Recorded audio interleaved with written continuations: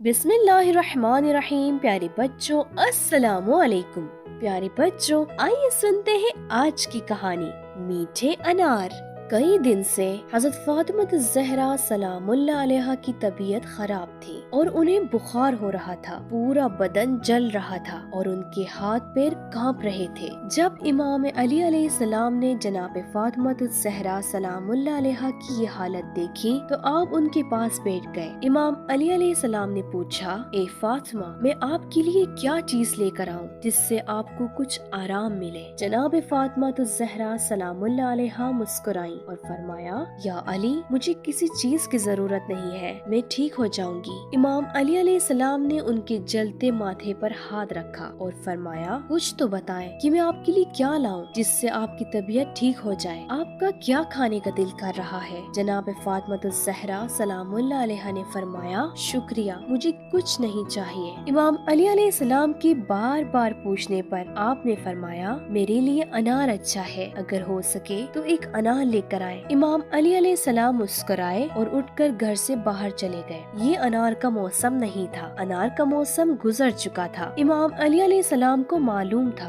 कि कुछ लोग अपने खाने के लिए अनार बचा कर रखते हैं, अगर ढूंढेंगे तो मिल ही जाएगा। इमाम अली अलैहिस्सलाम फल की कई दुकानों पर गए, उनसे पूछा। एक दुकानदार ने कहा, कुछ दिन पहले शमून नाम का एक आदमी ताइफ से कुछ अनार लेकर आया था, शायद अभी भी कुछ बचा हो। इमाम अली अलैहिस्सलाम शमून के घर पहुँचे और दरवाजा खटखटाया। शमून ने पूछा, कौन है। मौला अली अलैहिस्सलाम ने कहा, दरवाजा खोलिए। शमून ने दरवाजा खोला और इमाम अली अलैहिस्सलाम को अपने दरवाजे पर देखकर बोला, या अली, आप मेरे दरवाजे पर, कोई काम था। इमाम अली अलैहिस्सलाम ने फरमाया, मैंने सुना है तुम कुछ दिन पहले ताइफ से अनार लाए थे, मुझे एक बीमार के लिए कुछ अनार चाहिए थे। शमून बोला, या अली, मुझे माफ कर दीजिए, मैंने तो सारे अनार भेज दिए। इमाम अली अलैहिस्सलाम ने फरमाया, जाकर देखो, शायद एक आधा अनार बच गया हो। शमून बोला, मुझे मालूम है मौला कि एक भी अनार नहीं बचा। तभी शमून की बीवी की आवाज आई, टोकरी में एक अनार बचा हुआ है। शमून घर में गया और देखा तो सच में एक अनार बचा था। उसने इमाम अली अलैहिस्सलाम को वो अनार दे दिए। इमाम अली अलैहिस्सलाम ने पैसे दिए और खुशी से घर की तरफ चले गए। आप खुश थे कि जनाब फातिमा ज़हरा सलामुल्लाह अलैहा के लिए अनार मिल गया है। आप एक जगह से गुजरे जहाँ से किसी के रोने की आवाज आ रही थी। इमाम अली अलैहिस्सलाम उस आवाज की तरफ गए तो देखा कि एक बूढ़ा दीवार के पास बैठा रो रहा है। मौला ने आगे बढ़कर पूछा, भाई क्या हुआ, क्यों रो रहे हो। बूढ़ा इमाम की तरफ मुड़ा तो इमाम अली अलैहिस्सलाम ने देखा कि वो अंधा है। इमाम अली अलैहिस्सलाम ने पूछा, क्या बात है, क्यों रो रहे हो। वो बूढ़ा बोला, कुछ दिन से बीमार हूँ और शहर में अजनबी हूँ, यहाँ मेरा कोई नहीं, मैं इस जगह आराम करने के लिए आया था। इमाम अली अलैहिस्सलाम दुखी हो गए और उससे पूछा, तुम्हारे पास खाने के लिए कुछ है।